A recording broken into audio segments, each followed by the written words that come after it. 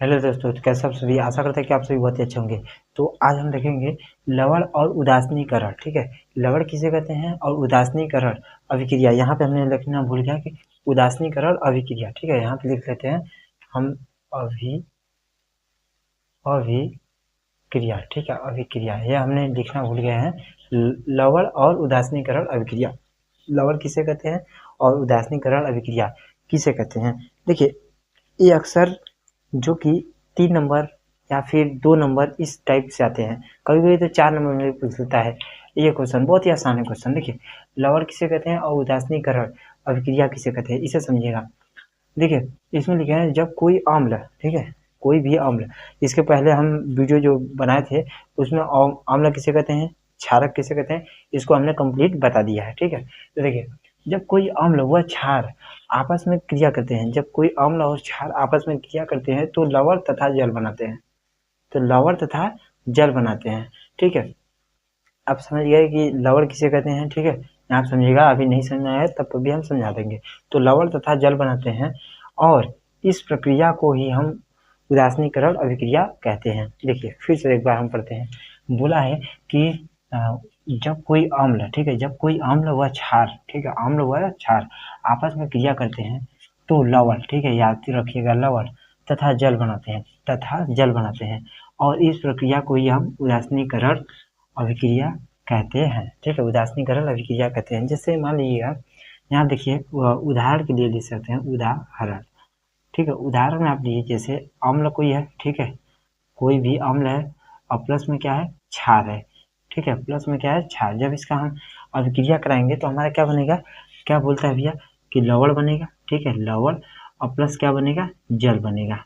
लवण बनेगा और प्लस में क्या बनेगा, जल बनेगा।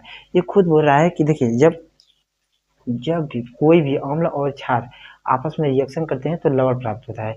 तो आप इसे बना कर भी लिख सकते हैं, लवण किसे कहते हैं। ठीक है, लवण किसे कहते हैं और उदासीनीकरण अभिक्रिया किसे कहते हैं। ये अक्सर दोनों मिक्स पूछता है। ठीक है, कि मतलब लवण और उदासीनीकरण अभिक्रिया पर ऐसे ही क्वेश्चन कुछ देगा।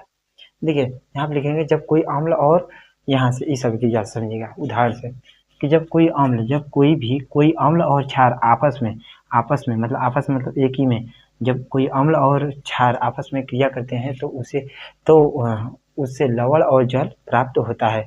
अब देखिए, यही लिखे देंगे तो यहाँ से ही कोई जो एग्जामिनर होगा 1 नंबर भी नहीं देगा। 1-2 नंबर दे दिए तो 1-2 नंबर का होता ही है, तो 1 नंबर थोड़ी देगा, तो शायद ही 1 नंबर दे दे। ठीक है, अब देखिए, इसके उदाहरण को लिखना अति आवश्यक है। उदाहरण आप लिखेगा, उदाहरण आप जितना याद है आपको लिखनी है, 2-3 बस, यानी कि 5, 6, 7, 6 लिख दे। ठीक है, 1-2 उदाहरण आप जरूर लिखिए, उदाहरण। ठीक है, आपको उदाहरण याद रखना चाहिए। जैसे हम उदाहरण ले लिए, मान लीजिए हमने लिए HCl, प्लस में ले लिए KOH। ठीक है, ये हमारा है अम्ल। ठीक है, ये हमारा है M, ये क्या है, क्षार है। जब हम इसका रिएक्शन कराएंगे तो हमें पता है कि लवण प्राप्त होगा और क्या प्राप्त होगा, जल प्राप्त होगा।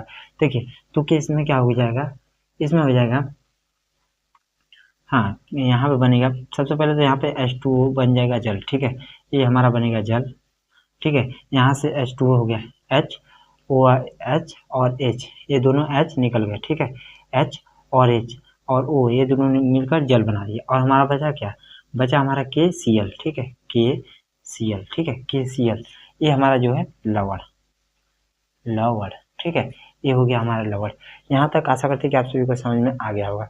ये जो छोटे छोटे परिभाषाएं हैं, इसको बस आप समझ लीजिए कि कहना क्या चाह रहा है। ठीक है, जैसे एक और हम उदाहरण लेते हैं, ये हो गया हमारा पहला उदाहरण। ठीक है, अब हम दूसरा उदाहरण लेते हैं, दूसरे उदाहरण की तरफ पढ़ते हैं।